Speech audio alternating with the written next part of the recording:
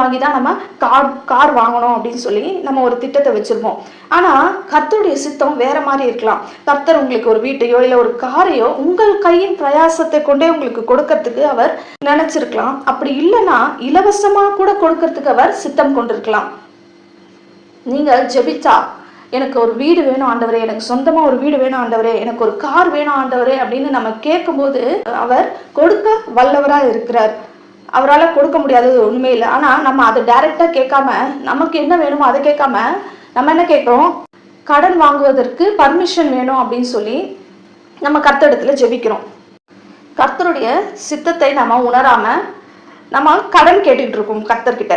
ஆனா கர்த்தர் நமக்கு அந்த காரையோ வீட்டையோவே இலவசமா கூட கொடுக்கறதுக்கு அவர் நமக்கு கிருபை உள்ளவரா இருக்கிறார். ஏன்னா அவருடைய வார்த்தை என்ன சொல்லுது, நீ அநேக ஜாதிகளுக்கு கடன் கொடுப்பாய், நீயோ கடன் வாங்காது இருப்பாய்ன்னு சொல்லும் போது நம்ம அவர்கிட்ட போய் கடன் வாங்க